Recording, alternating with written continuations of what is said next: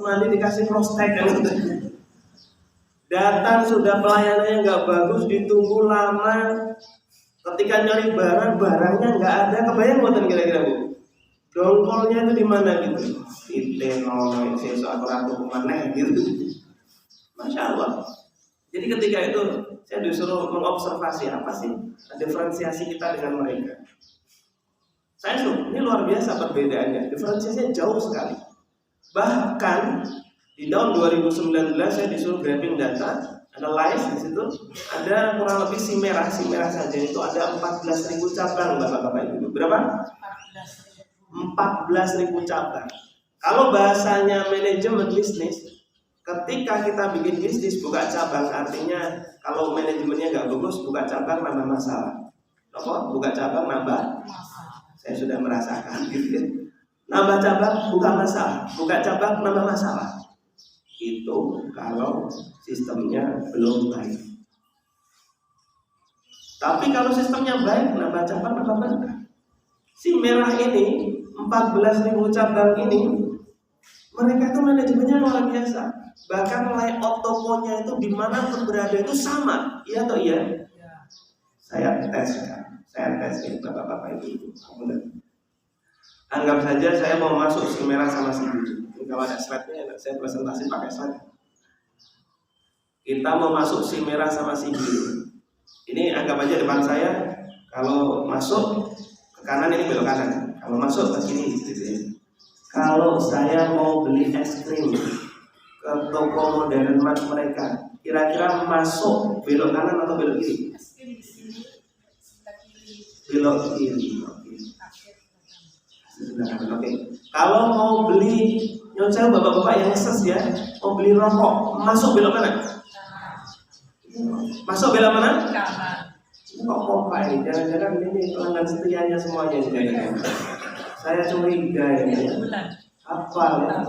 Kalau mau beli minuman dingin, masuk belok mana? Kiri sebelah. Iya nih, masya Allah, ini pelanggan setia semuanya nih, bahaya nih, loyalisme. Bahaya. Kebayang nggak ibu-ibu bapak-bapak bagaimana mereka men-set up layout tempatnya secara nasional sama? Kira-kira dalam bayangan bapak ibu itu menimbulkan efek apa itu? Image apa kira-kira? Bahwasanya di si merah dan si biru itu cepat. Gitu oke? Lengkap, mudah, ini itu. Makanya kalau ada teman-teman saya, sahabat-sahabat sama sesama pengelola manajemen, sekolah pengelola bisnis curhat itu, saya otopsi dulu, saya pakai otopsi curhat. Jangan-jangan memang toko kita nggak laku-laku itu, jangan-jangan kita yang salah ya. Kayak tadi ketika ada customer masuk ke warung kita, tunggu lama tuh nggak boleh dapat tuh. Keluar Bu, ternyata keluar bukan itu si anak itu. Habis nanya barangnya ABC nggak ada, atau dia menjual barang yang memang barang tersebut tidak dibutuhkan di situ. Contoh kasus begini.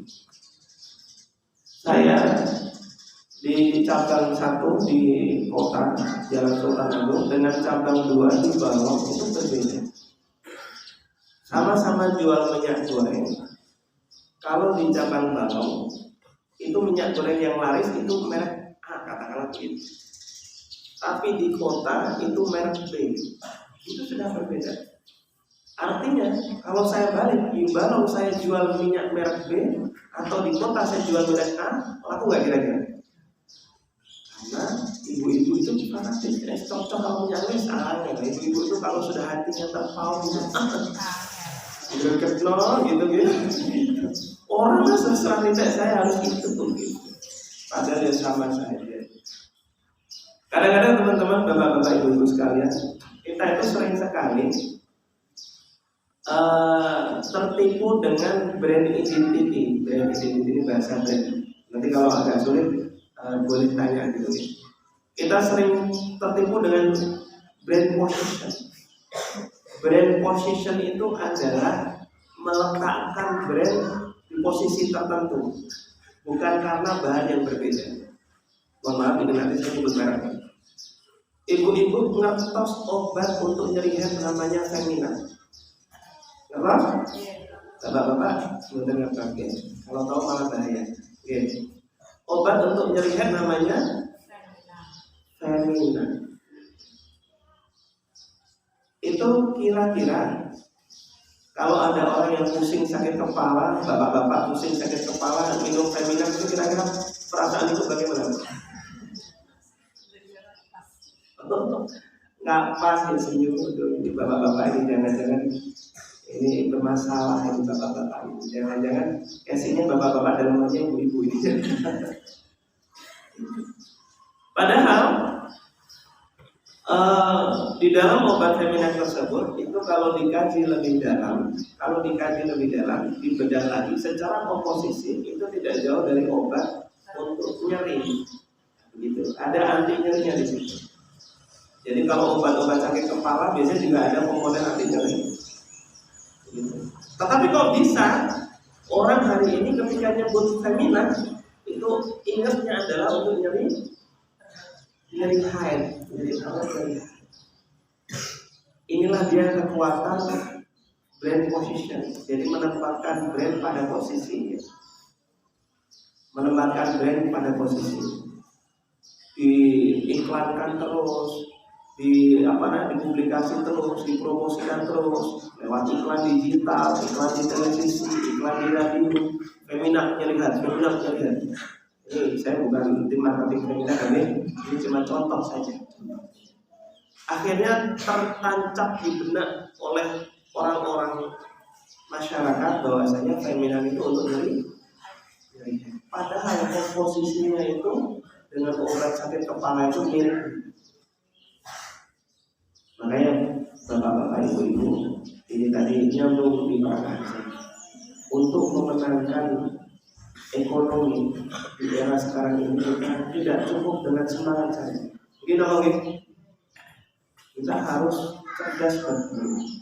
Semuanya harus menggunakan ilmu. Karena di dalam hadis man arada dunya fa'alaihi bil ilmi wa man arada al-akhirata fa'alaihi bil ilmi wa man arada Allah fa'alaihi bil. Barang siapa yang menginginkan dunia ini maka dengan ilmu. Dan barang siapa yang menginginkan akhirat maka dengan ilmu. Dan barang siapa yang menginginkan keduanya juga dengan kalau bapak ingat Allah nanti, disinilah dia letaknya. Makanya bapak ibu setelah ini coba dianalisa lagi, diperbaiki lagi bisnisnya masing-masing, diperbaiki lagi ikhtiarnya masing-masing. Jangan-jangan dalam mengelola bisnisnya masih kurang maksimal. Jangan-jangan dalam manajemen pengelolaan perusahaan atau bisnisnya kurang maksimal. Tidak hanya di bisnis, di lembaga pendidikan, di peternakan, di pertanian, di perikanan, dan lain sebagainya itu juga butuh ilmu. Dalam juga dulu pernah terjun di dunia pertanian luar biasa, ternyata teknologi pertanian itu juga luar biasa. Jadi bapak-bapak ibu-ibu, kalau hari ini kita ingin memenangkan kompetisi yang ada di depan mata kita ingin memenangkan ekonomi untuk menaikkan ekonomi biar umat ini lebih baik lagi, maka kita harus belajar. Kita harus mempelajari ilmu-ilmu yang benar. Entah itu di dunia peternakan, perikanan, di dunia retail, di dunia kedokteran, sebagainya. Begitu. Makanya ketika saya dulu awal-awal terjun di dunia bisnis, masya Allah, alhamdulillah Allah turunkan mentor yang luar biasa. Didampingi sama beliau, didekatkan dengan orang-orang soleh, orang-orang yang tidak pelit dengan ilmu, diajarin. Awal-awal saya juga sering diketawain sama mereka. Ketika awal-awal dulu belajar understanding your business, memahami bisnis kamu itu apa. Ketika ikut workshop begitu ditanya, Mas bisnisnya apa? Soalnya ditinggal saya sama mentor itu. Oh ditinggal. Salah saya apa? Karena salah saya jawabnya sama. Inilah dia fungsinya ilmu. Terus saya lihat samping saya ketika workshop itu. Saya perhatikan Dia jawab apa? Bapak bisnisnya apa?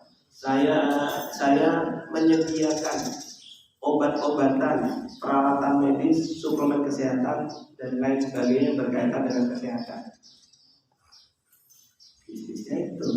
Saya cuma mulai bertanya, itu bisnis apa? Saya senggol mas bisnis apa mas? Apotek kan? Oh apa apotek? Gitu. Kok jawabnya panjang banget? Biar kita tahu, ketika kita memahami bisnis kita paham target market kita. Kita memahami target market kita. Ini sering sekali terjadi kesalahan-kesalahan yang luar biasa itu karena kita tidak memahami. Akhirnya saya coba berpikir, bisnis saya soal ya. Ketika mentornya datang saya lagi, dia nanya, bisnis mas apa? Saya coba ngira-ngira, bisnis saya adalah menjual barang-barang kebutuhan sehari-hari yang dibutuhkan masyarakat. Oke, soalnya ya. Benar. Kenapa mas pertanyaannya begini? Iya, biar mas tahu siapa yang sering membeli bahan-bahan kebutuhan sehari-hari. Kira-kira bapak-bapak atau ibu-ibu? Bapak-bapak atau ibu-ibu? Ibu-ibu. Jarang bapak-bapak itu suara kalau akan terdesak itu ya. Paling datang ke suara paling belinya apa begitu. Mas rokoknya nggak ada gitu. Kita nggak jualan rokok. Paling masuk beli rokok. Kalau nggak belikan susu anaknya di mana?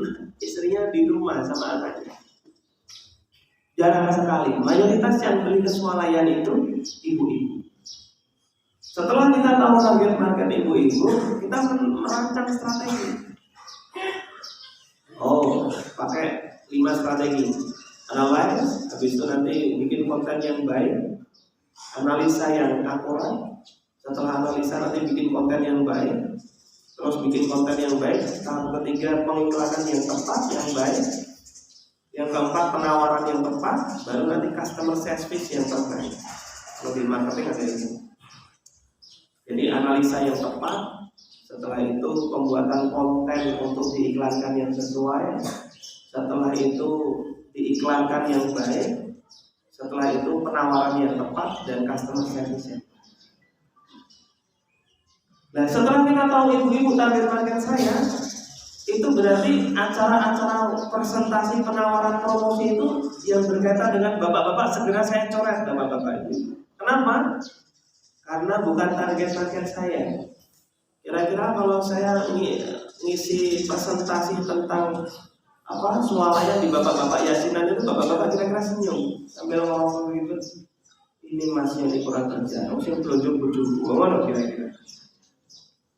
Gimana bagi presentasi Wismat adalah gini dan sebagainya. Wah, buang-buang energi sehingga tidak menambah omset dan tidak mempengaruhi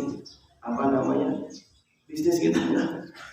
Nggak efek kan. Biasanya kita setelah melakukan eksekusi ada analisa, ada evaluasi. Akhirnya kita coba cek. Setelah kita analisa, ternyata ibu-ibu itu ada di mana?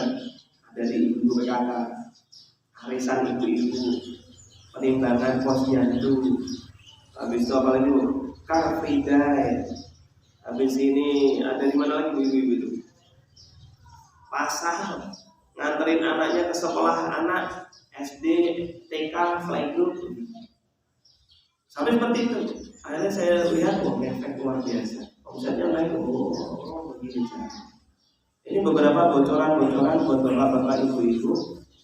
Bagaimana kita memanage, mengelola dengan baik, mengelola perusahaan atau bisnis kita dengan baik. Begitulah kalau kita ambil hikmah dari perang Honda. Dari perang Honda tadi, jadi Allah itu memberikan kemenangan itu bukan karena semata-mata lompo-lompo gitu, tidak, tetapi dengan usaha yang sungguh-sungguh, bekerja keras, bekerja cerdas. Jadi tidak bisa pakai ilmu kilo-kilo begitu. Bahkan hal-hal ini dari cerita-cerita sirah ini dipelajari orang-orang kafir, dipelajari orang barat. Al-Quran dikasih sama mereka yang mengaplikasikan, mereka yang mengimplementasikan bapak-bapak itu. Nah, kita sebagai umat Islam ini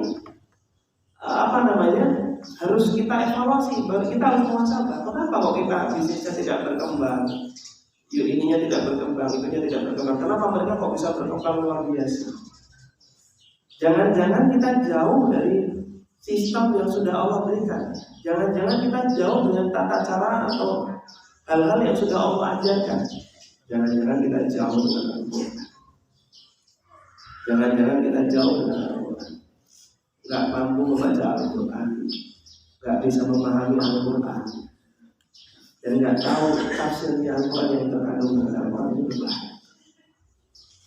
Ini kemarin ketika saya beberapa kali ngisi gitu workshop, saya coba bertanya kepada ini. Di dalam ruangan itu, saya coba bertanya begini. Di sini ada yang belum bisa baca Al-Quran. Pertama saya tanya malah yang bisa. Di sini ada yang sudah bisa baca Al-Quran. Yang angkat tangan sedikit sambil malu-malu. Yang kedua yang nggak bisa baca Al-Quran, angkat tangan semua itu. Hampir satu waktu itu. Banyak yang angkat tangan.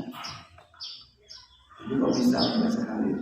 Ternyata menurut riset dari 260 juta penduduk Indonesia, itu 230 jutanya adalah berKTP-kan Islam. 230 juta itu berKTP-kan Islam. Ini nyata.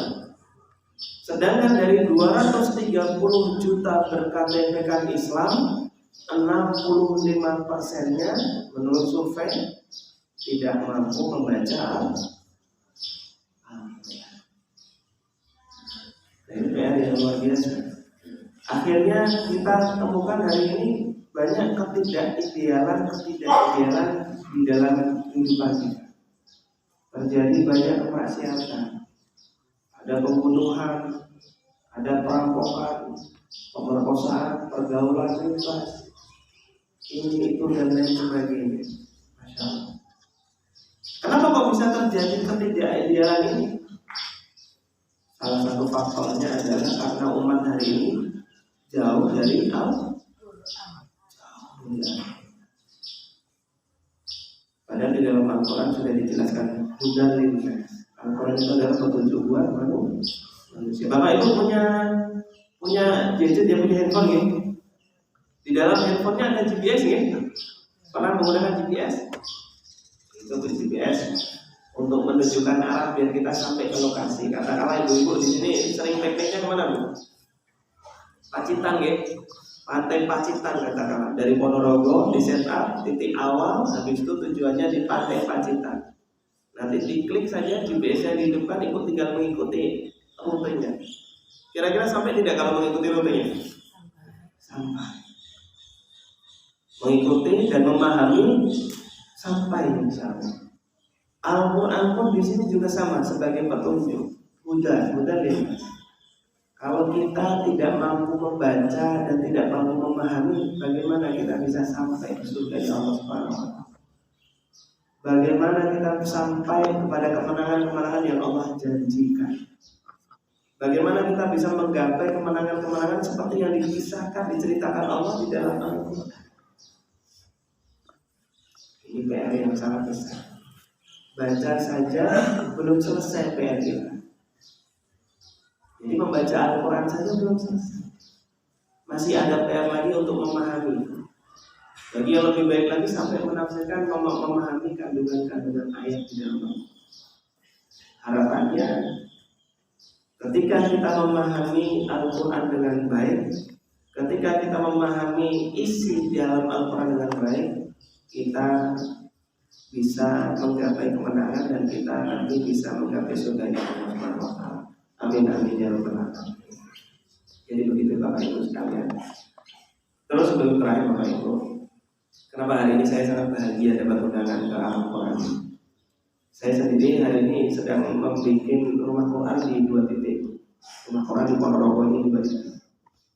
Dan ini keduanya itu dari partner bisnis saya.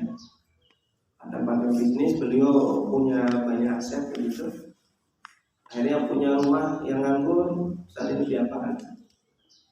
Oh, dipakai untuk pondok boleh. Saya pengen untuk markas Quran. Awalnya saya ada cerita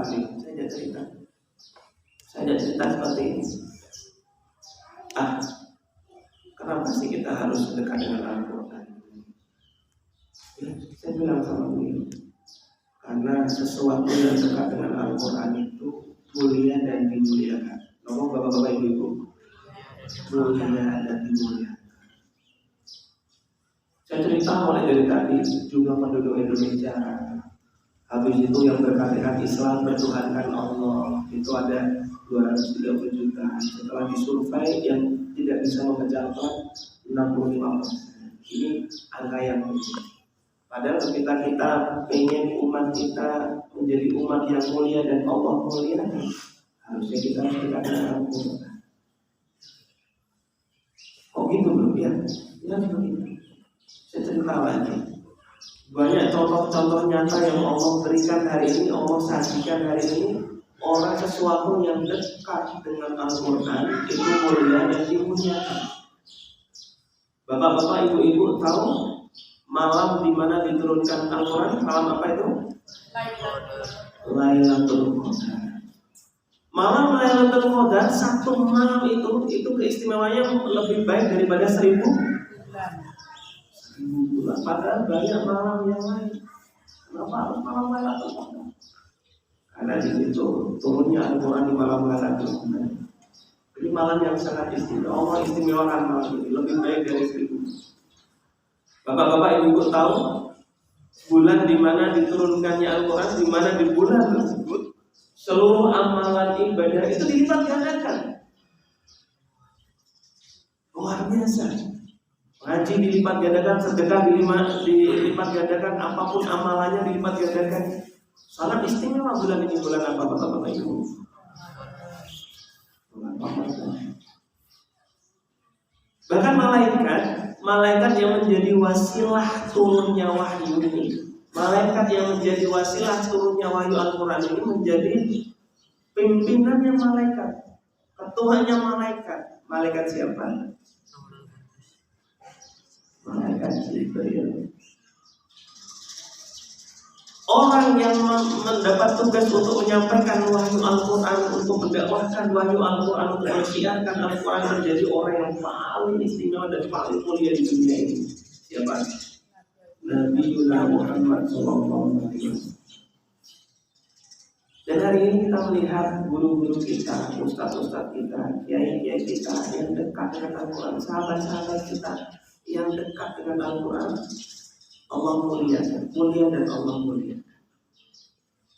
Oleh sebab itu bapak-bapak ibu, hari ini kita beruntung sekali bisa dikumpulkan di tempat yang dimana orang-orang berdekat dengan Al-Quran, dekat dengan Al-Quran, menjadi sahabat Al-Quran, menjadi keluarga Al-Quran. Oleh sebab itu kita tidak bisa jauh dari Al-Quran. Mari bapak-bapak ibu, kalau kita ingin keluarga kita mulia dan dimuliakan, kita harus dekat dengan Al-Quran. Kita support sebisa kita. Ya Allah, Pak, saya sudah tua, nggak bisa ini, tapi saya mau belajar. Insya Allah, saya mau bantu Pak ini. Untuk di sini apa yang bisa saya support, tenaga, pikiran, biaya apapun itu untuk pengembangan Al-Quran. Makanya tadi bapak yang saya ajak cerita itu langsung pesan. Ini satu rumah saya ada banyak, pakai saja mana silakan, tunjuk pilih yang mana. Satu aja dulu. Kita eksekusi, kita manajemen ini dengan baik, untuk kita jalankan. Karena buka cabang pertama di Sukoharjo. Cabang yang kedua, insya Allah nanti di Jalan Batalokatong, pas pinggir Jalan Batalokatong. Karena pas pinggir jalan ini kita set up dengan baik. Sebab itu, mumpung hari ini Allah masih berikan kesempatan kita untuk berenang. Mumpung hari ini Allah masih mengizinkan kita untuk berenang. Mumpung hari ini Allah masih memberikan kita kesempatan untuk bisa hidup di dunia ini dan menyiapkan bekal nanti di akhirat. Bapak-bapak, ibu-ibu, mari kita persiapkan ini dengan sebaik mungkin. Kita persiapkan dengan sebaik mungkin. Jangan sampai kesempatan hidup kita di dunia ini kita lalui dengan sia-sia. Sebagaimana Allah yang ingatkan di dalam surat Al-Asr, bagaimana? Wal 'asr innal insana lafi demi masa, demi waktu. Sesungguhnya manusia dalam keadaan rugi, Bapak Ibu. Jadi kalau Allah menyebutkan ayat di depannya dimulai dengan sumpah, itu biasanya di dalamnya ada kandungan yang sangat luar biasa, ada informasi yang sangat luar biasa. Allah bersumpah, demi masa sesungguhnya manusia dalam keadaan rugi. Saya berpikir, saya coba kaji, buka tafsirnya Al-Azhar punyanya Hamka, coba buka lagi. Kenapa kok manusia dalam keadaan? Karena waktu yang Allah berikan itu tidak bisa kembali. Sekali berjalan tidak bisa kembali. Contoh simpel saja, ketika kita nyopir ngantuk aja sekejap mata 2-3 detik itu kecelakaan. Walaupun kita Allah anugerahi uang banyak, emas segede gunung gitu, atau berlian yang banyak, kita nggak bisa coba malaikat. Wah, malaikat balikin waktunya dong, bilang sama Allah, saya punya emas banyak, kita balikin 5 detik kemarin biar saya nggak kecelakaan. Bisa nggak kira-kira? Kalau orang Barat time is money, kalau kita waktu asal minat hati, waktu lebih berharga daripada emas. Luar biasa berharganya waktu. Lewat berapa detik nyawa melayang. Begitupun kita yang hari-hari menjalani waktu ini tanpa ada investasi akhiratnya. Bapak-bapak ini ketika keluar mencari nafkah buat ibu, buat istrinya di rumah, buat keluarganya, kalau diniatkan lillahi ta'ala, insya Allah menjadi pahala. Ini penting karena segala sesuatu tergantung pada niat. Makanya nanti ibu-ibu yang bapak-bapaknya sering lupa ditulis di pintunya, sudah niat belum, ada tanya, gede gitu ya. Jadi ketika keluar rumah itu langsung niat dulu, ya bismillah, hari ini saya mencari nafkah untuk keluarga saya lillahi ta'ala. Setiap langkahnya, setiap keringatnya, setiap upayanya Allah catat menjadi kebaikan. Ini tafsirnya di surat Al-Asr ini luar biasa dalam teman-teman. Jadi bagaimana kita manajemen waktu itu gak sia-sia. Setiap langkah jadi pahala, setiap langkah jadi amal, setiap langkah jadi kebaikan. Yang dimana nanti kita di akhirat, dimana di akhirat itu kan kehidupan yang kekal. Sedangkan dunia ini sementara. Bahkan ulama mengatakan hidup kita di dunia berbanding dengan akhirat. Di dunia itu ibarat kita nyelupkan jari, bapak-bapak itu jari di laut, itu kita angkat. Air yang membekas di jari itu ibarat dunia, sedangkan air laut itu ibarat akhirat. Kan perbandingannya jauh sekali, tidak terima. Dengan dunia yang sebentar ini kita lalai menggunakan waktu tidak dengan baik, manajemen waktu tidak dengan baik, melakukan aktivitas tidak niat karena Allah, terus berjalan. Lama-lama waktu yang nggak terasa, tahu sudah usia 60 tahun. Cepat waktu begitu. Padahal bukan waktu bapak-bapak ibu-ibu yang berjalan begitu cepat. Tetapi begitu mudahnya kita membiarkan waktu berjalan begitu saja. Mungkin bukan waktu yang berjalan begitu cepat, tetapi kita semuanya yang membiarkan waktu ini berjalan. Oleh sebab itu di akhir kajian ini saya mengingatkan beberapa poin dari awal tadi.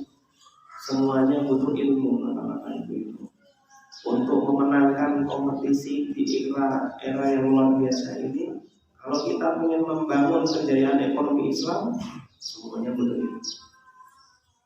Ada manajemen di dalamnya yang harus kita kelola dengan baik. Ada 4 pilar yang dalam manajemen marketing, manajemen operation, manajemen finance, manajemen HR atau performance.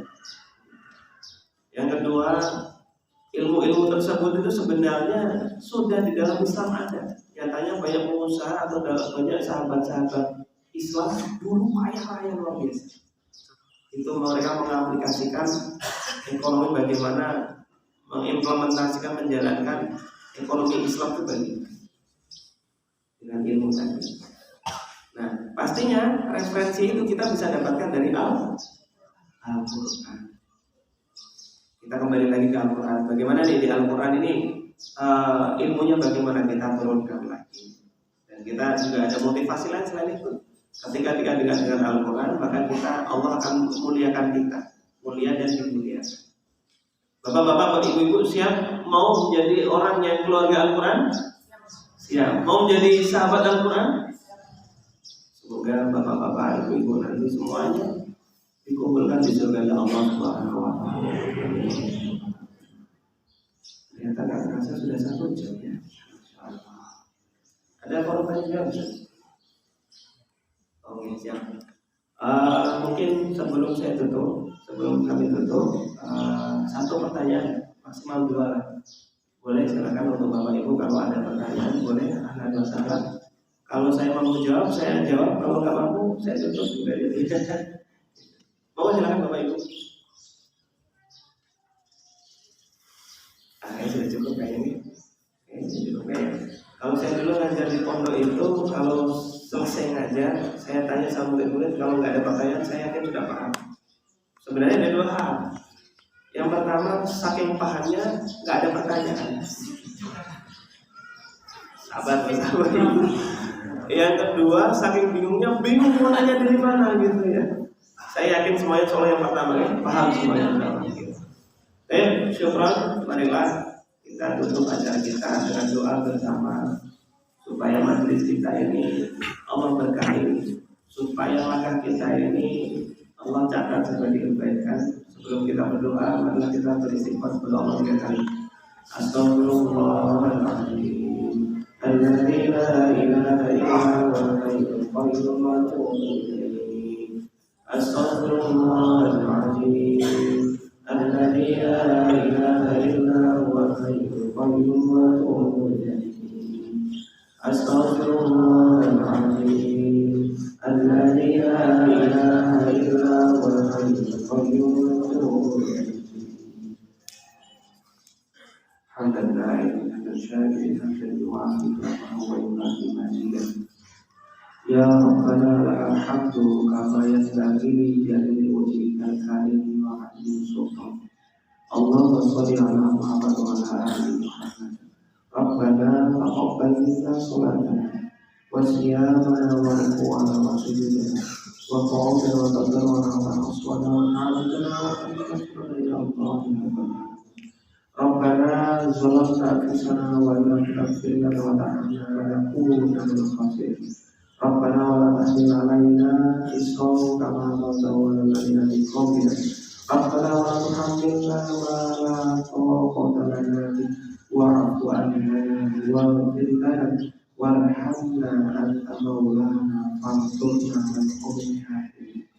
Rabbana hab lana min azwajina wa dzurriyyatina qurrata a'yun waj'alna lil muttaqina imama. Ya Allah, ya Tuhan kami, berikanlah kepada kami generasi yang baik, yang soleh dan soleh. Ya Allah, maka perbaikilah generasi kami. Ya Allah, berikanlah kepada kami orang tua yang baik, yang soleh. Ya Allah, maka perbaikilah orang tua kami. Ya Allah, berikanlah kepada kami masyarakat yang baik. Ya Allah, maka perbaikilah. Ya Allah, berikanlah kepada kami pemimpin yang baik, pemimpin yang adil dan jujur dan menegakkan syariat Islam. Maka perbaikilah pemimpin kami, ya Allah. Rabbana atina fid dunya hasanah wa fil akhirati hasanah wa qina adzabannar walhamdulillah.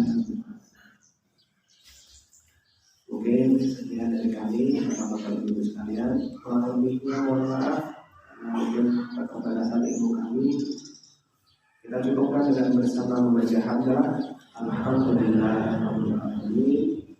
Subhanakallahumma wa bihamdika asyhadu an la ilaha illa anta astaghfiruka wa atubu ilaik. Assalamualaikum warahmatullahi wabarakatuh.